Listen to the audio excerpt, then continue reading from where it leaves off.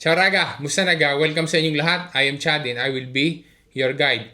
Very timely ang information na pag-uusapan natin sa video na ito. Regarding ito sa mga nuove regule, targa, asikurazione, obligi para sa paggamit ng monopattini elettrici dito sa Italia, lalo na sa mga estranyeri dito sa Italia. Kailan ba magsisimula ang implementation para if ever na makontrol ka man ay walang magiging problema dahil tutto a posto ang monopattino elettriko na ginagamit mo? Alamin natin ang detalye raga, dopo na sigla, partiamo!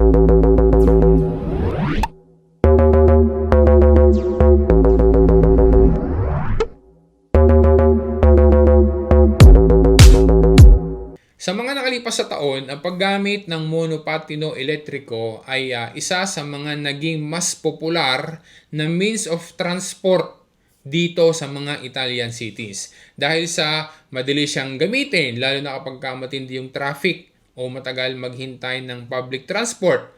Tapos kapag sumakay ng metro, laging siksikan.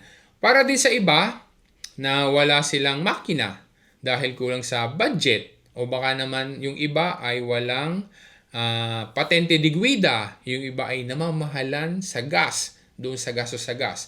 Kaya madami ang gumagamit ng monopattino elettriko dahil mura lang naman yan pagka binili. Walang gasto sa gas, practical at mabilis na means of transport. Dahil sa masyadong madami na ang gumagamit nito, nagpasya ang Italian government na mag-introduce ng mga bago at mas mahigpit na regulasyon. Ang primary purpose ng pagsiset o pag-i-introduce ng mga bagong rules na iyan ay para mapataas ang kaligtasan sa kalsada, para mabawasan ang mga aksidente at para maging mas madali ang pag-identify sa mga electric scooter na umiikot na bumabiyahe sa mga Italian cities.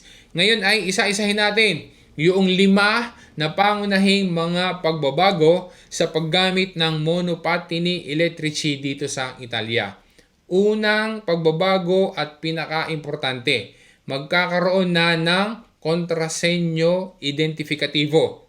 Sa madaling salita ay targa del monopattino. Pero hindi siya kagaya ng traditional na targa, kagaya nung sa mga kotse o automobili, kundi isang adesivo plastificato identificativo. Ang kontrasenyo o targa ng monopattino elettriko ay personale, hindi basta-basta pwedeng i-transfer sa ibang tao, dapat na visible at permanenteng nakakabit at nagsisilbing identification kung sino ga ang may-ari o kung sino ga ang proprietaryo ng monopattino na iyon. Kailan ang simula na obligatoryo na ang targa para sa monopattino? Simula na ngayong May 16, 2026. Magkano ang gastos sa targa? Ang sabi ng ministero, kapag ka ikaw mismo ang nag-asikaso dine sa sito ng Portale del Automobilista, 33 to 38 euros ang gastos. 8.66 euros para sa kontrasenyo, 10.20 euros naman para sa diritti di motorizzazione, 16 euros na marka da bollo at komisyoni ng pago pa. Pero kapag ka nagpatulong sa isang agency para sa pag-aasikaso niyan, maaaring maging 60 to 70 euros na ang gastos. Important clarification, para sa mga hindi pa Italian citizens, kailangan na mayroong iaalega na valid at regular na either na permeso di soggiorno o carta di soggiorno o permeso di soggiorno na lungo periodo UE. Just in case na iskaduto ang permeso di soggiorno at nagre-renew pa at hindi pa nariretiro ang bagong permeso di soggiorno, kailangan na mayroong ricevuta postale, melyo kung hawak pa yung apuntamento doon sa questura, at kailangan din siyempre yung lumang permeso di soggiorno. In some cases, conciliabile na kapag ka nasa ganyan na situation na mag-verify mismo sa Portale del Automobilista o sa motorizzazione. Pangalawa na pagbabago. obligatoryo na mayroong asikurasyone RC. Ang purpose niyan, ang purpose ng pagkakaroon ng asikurasyone ay para maging insured in cases of accident, injuries to persons and pedestrians, at damage to other vehicles. In-specify din na dapat ang polisa ay mismong para doon sa monopatino elektriko. Pangatlo, obligatoryo na ang pagsusuot ng kasko o helmet hindi lamang para sa mga minors, kundi obligatoryo na din na dapat nakasuot ng kasko ang mga adults. Pangunahing consequence, kapag ka na-control na walang suot na kasko, mayroong multa. Pang-apat, mas mahigpit na pagkokontrol at mataas na pagbibigay ng sanctions doon sa mga lalabag. Ang mga bagong patakaran ay may katapat na mga multa at parusa kapag walang targa.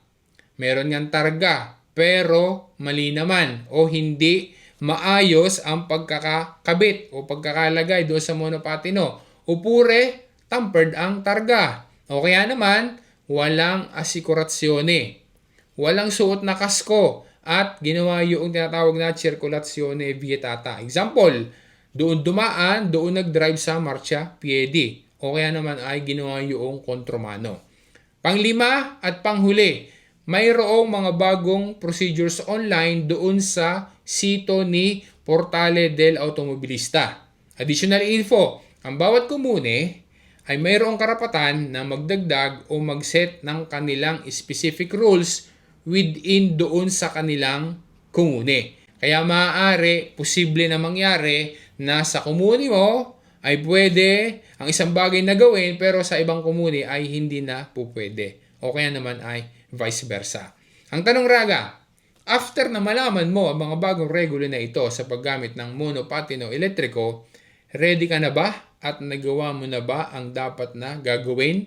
Okay lang ba sa iyo ang mga new rules na i-implement ng gobyerno para sa safety ng lahat? O pure, sino kaya sa inyo ang gumagamit ng monopatino elektriko na nag-decide na huwag na lang ang gamitin yung kanyang monopatino dahil naliliwagan na mag-asikaso ng mga bagay na iyan? Comment down below Raga, share your thoughts, share your opinion tungkol sa bagay na ito. Unsolicited advice. Stay safe palagi tayong lahat. Yun Raga, maraming salamat sa panood mo. Sana nakatulong sa iyo ang information na pinag-usapan natin sa video na ito at sana ma-share mo rin sa iba para yung mga kakilala mo na alam mo makakatulong sa kanila ang information na binanggit sa video na ito ay maging aware din sila.